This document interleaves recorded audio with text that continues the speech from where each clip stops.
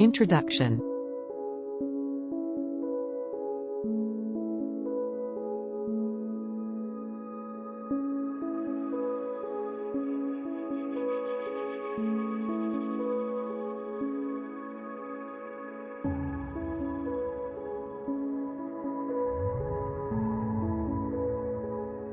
Invoking auspiciousness, Lord Shri Krishna is the Supreme Personality of Godhead, the cause of all causes, the reservoir of all rasas, or relationships, which are called neutrality, passive adoration, servitorship, friendship, parenthood, conjugal love, comedy, compassion, fear, chivalry, ghastliness, wonder and devastation.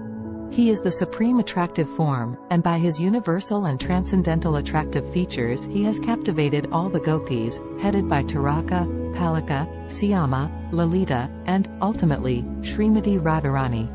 Let his lordship's grace be on us so that there may not be any hindrance in the execution of this duty of writing the nectar of devotion, impelled by his divine grace Sri Srimad Bhaktisiddhanta Sarasvati Goswami Prabhupada. Let me offer my respectful obeisances unto the lotus feet of Srila Rupa Goswami Prabhupada and of Srila Bhaktisiddhanta Sarasvati Goswami Prabhupada, by whose inspiration I have been engaged in the matter of compiling this summary study of Bhakti Rasamrita Sindhu. This is the sublime science of devotional service as propounded by Sri Chaitanya Mahaprabhu, who appeared 500 years ago in West Bengal, India, to propagate the movement of Krishna consciousness. Srila Rupa Goswami begins his great book by offering his respectful obeisances unto Sri Sanatana Goswami, who is his elder brother and spiritual master, and he prays that Bhakti Rasamrita Sindhu may be very pleasing to him.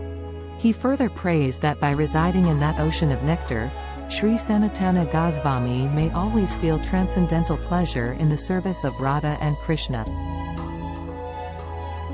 Let us offer our respectful obeisances to all the great devotees and acharyas, holy teachers, who are compared to sharks in the great ocean of nectar and who do not care for the various rivers of liberation. Impersonalists are very fond of merging into the Supreme, like rivers that come down and merge into the ocean. The ocean can be compared to liberation, and the rivers to all the different paths of liberation. The impersonalists are dwelling in the river water, which eventually comes to mix with the ocean. They have no information, however, that within the ocean, as within the river, there are innumerable aquatic living entities. The sharks who dwell in the ocean do not care for the rivers that are gliding down into it. The devotees eternally live in the ocean of devotional service, and they do not care for the rivers.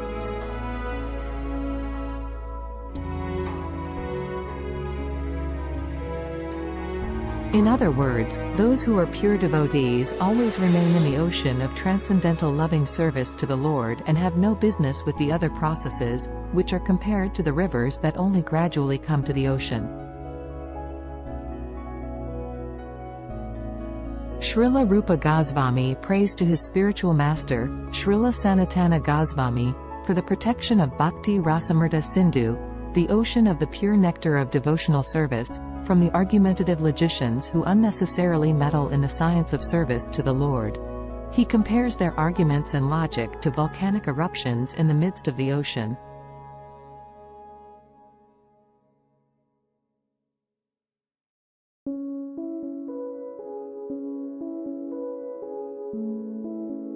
In the midst of the ocean, volcanic eruptions can do very little harm, and similarly, those who are against devotional service to the Lord and who put forward many philosophical theses about the ultimate transcendental realization cannot disturb this great ocean of devotional service.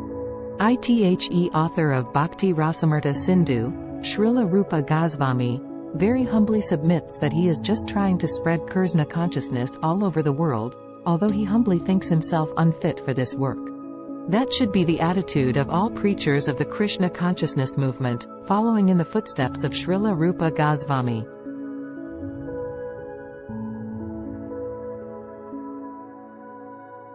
We should never think of ourselves as great preachers, but should always consider that we are simply instrumental to the previous acharyas, and simply by following in their footsteps we may be able to do something for the benefit of suffering humanity.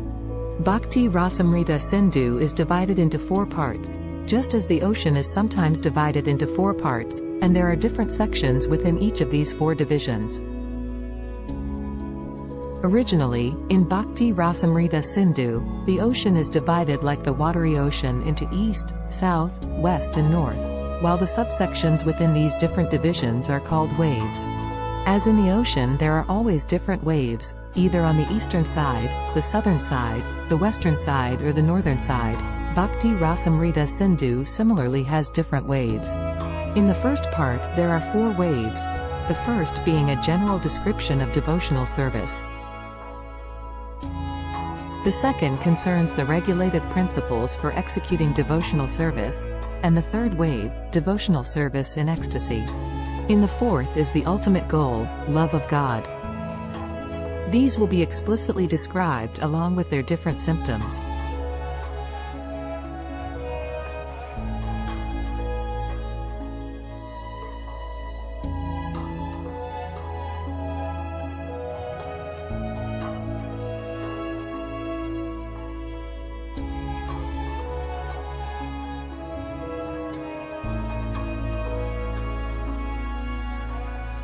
The authorized descriptions of bhakta, or devotional service, following in the footsteps of previous acharyas, can be summarized in the following statement by Shrila Rupa Goswami. First-class devotional service is known by one's tendency to be fully engaged in Krishna consciousness, serving the Lord favorably. The purport is that one may also be in Krishna consciousness unfavorably, but that cannot be counted as pure devotional service. Pure devotional service should be free from the desire for any material benefit or for sense gratification, as these desires are cultivated through fruitive activities and philosophical speculation. Generally, people are engaged in different activities to get some material profit, while most philosophers are engaged in proposing transcendental realization through volumes of word jugglery and speculation. Pure devotional service must always be free from such fruitive activities and philosophical speculations. One has to learn Krishna consciousness, or pure devotional service, from the authorities by spontaneous loving service. This devotional service is a sort of cultivation. It is not simply an action for people who like to be inactive or devote their time to silent meditation. There are many different methods for people who want this, but cultivation of Krishna consciousness is different. The particular word used by Srila Rupa Goswami in this connection is anushilana, or cultivation by following the predecessor teachers, acharyas. As soon as we say cultivation, we must refer to activity. Without activity, consciousness alone cannot help us.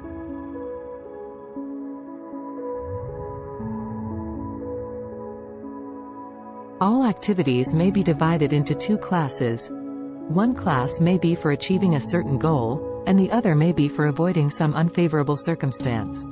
In Sanskrit, these activities are called pravritti and nivritti, positive and negative action. There are many examples of negative action.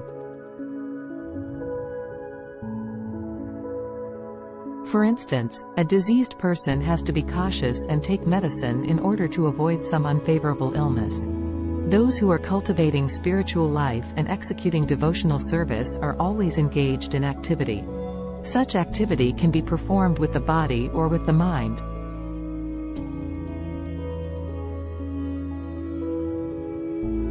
Thinking, feeling and willing are all activities of the mind, and when we will to do something, the activity comes to be manifest by the gross bodily senses.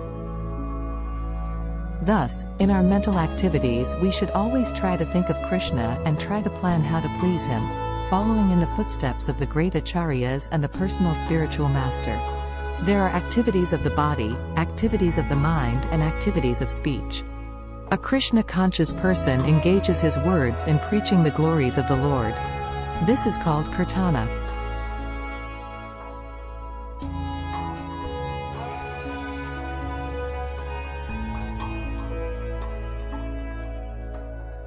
And by his mind, a Krishna-conscious person always thinks of the activities of the Lord, as he is speaking on the battlefield of Kurukshetra or engaging in his various pastimes in Vrindavana with his devotees.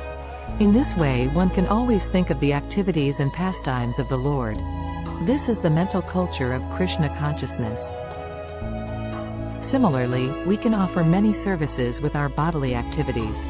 But all such activities must be in relationship with Krishna.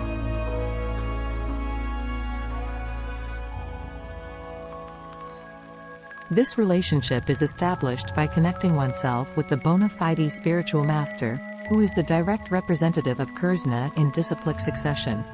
Therefore, the execution of Krishna conscious activities with the body should be directed by the spiritual master and then performed with faith.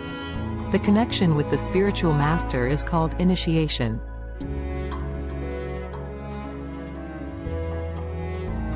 From the date of initiation by the spiritual master, the connection between Krishna and a person cultivating Krishna consciousness is established.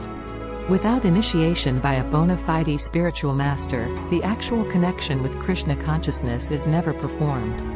This cultivation of Krishna consciousness is not material. The Lord has three general energies, namely, the external energy, the internal energy and the marginal energy. The living entities are called marginal energy, and the material cosmic manifestation is the action of the external, or material, energy. Then there is the spiritual world, which is a manifestation of the internal energy. The living entities, who are called marginal energy, perform material activities when acting under the inferior, external energy. And when they engage in activities under the internal, spiritual energy, their activities are called Krishna conscious.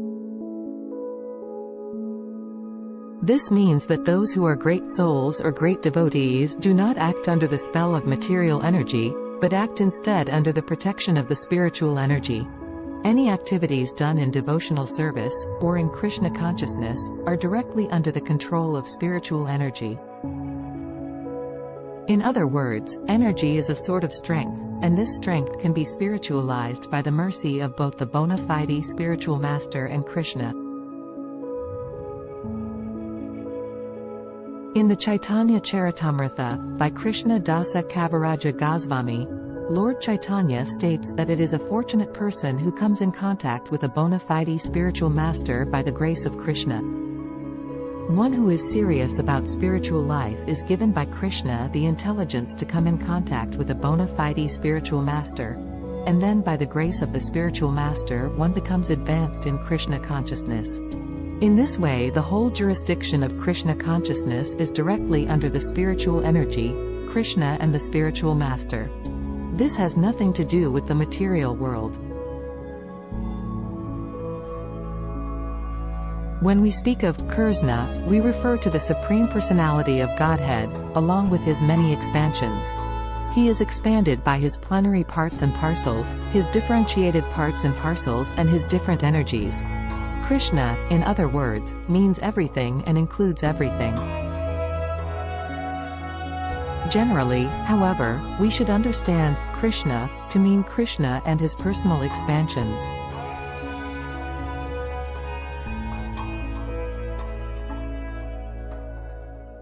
Krishna expands himself as Baladeva, Sankarsana, Vasudeva, Aniruddha, Pradyumna, Rama, Narsimha and Varaha, as well as many other incarnations and innumerable Vishnu expansions. These are described in the Srimad Bhagavatam to be as numerous as the uncountable waves. So Krishna includes all such expansions, as well as his pure devotees. In the Brahma Samhita, it is stated that Krishna's expansions are all complete in eternity, blissfulness and cognizance.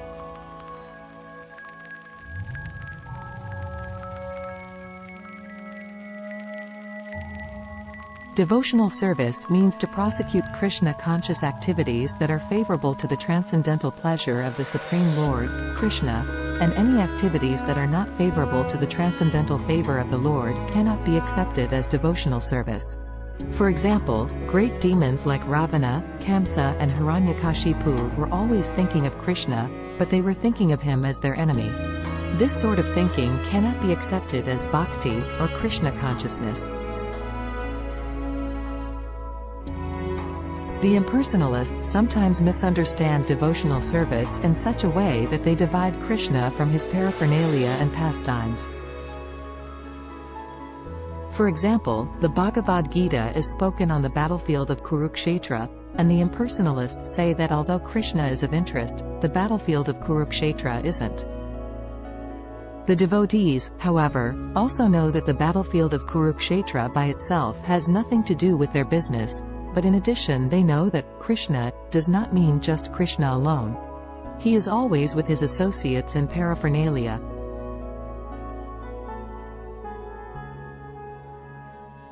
For instance, if someone says, "Give something to eat to the man with the weapons," the eating process is done by the man and not by the weapons.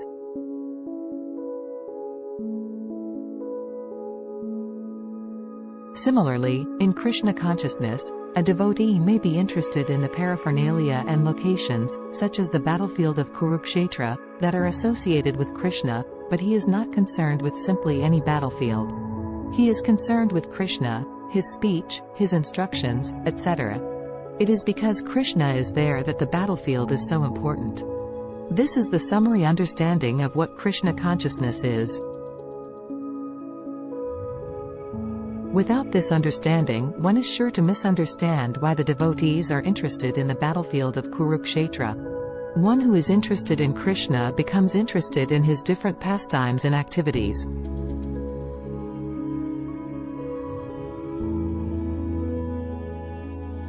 The definition of a pure devotee, as given by Rupa Goswami in Bhakti Rasamrsa Sindhu, can be summarized thus: his service is favorable and is always in relation to Krishna. In order to keep the purity of such Krishna-conscious activities, one must be freed from all material desires and philosophical speculation. Any desire except for the service of the Lord is called material desire. And philosophical speculation refers to the sort of speculation that ultimately arrives at a conclusion of voidism or impersonalism. This conclusion is useless for a Krishna-conscious person. Only rarely by philosophical speculation can one reach the conclusion of worshipping Vasudeva, Krishna. This is confirmed in the Bhagavad Gita itself.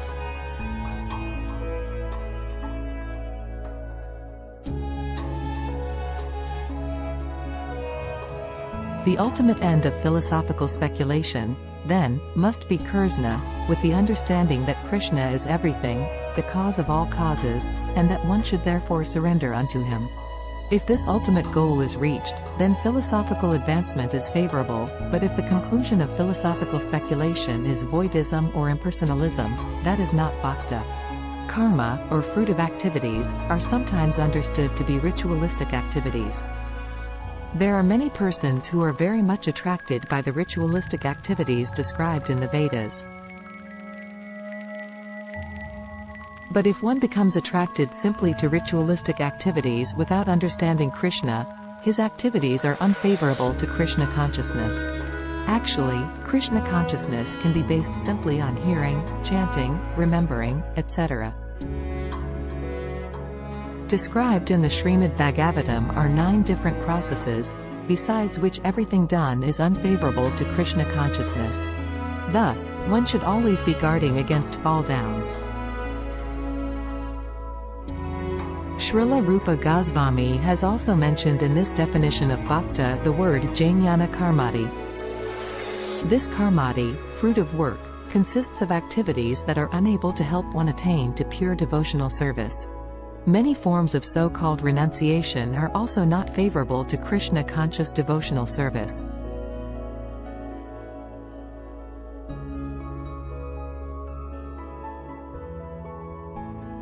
Srila Rupa Goswami has also quoted a definition from the Narada Pancharatra, as follows: one should be free from all material designations and, by Krishna consciousness, must be cleansed of all material contamination. He should be restored to his pure identity, in which he engages his senses in the service of the proprietor of the senses. So when our senses are engaged for the actual proprietor of the senses, that is called devotional service. In our conditional state, our senses are engaged in serving these bodily demands. When the same senses are engaged in executing the order of Krishna, our activities are called bhakti.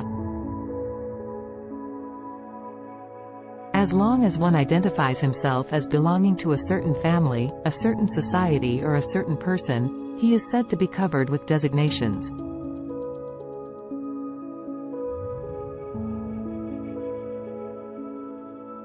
When one is fully aware that he does not belong to any family, society or country, but is eternally related to Krishna, he then realizes that his energy should be employed not in the interests of so-called family, society or country, but in the interests of Krishna.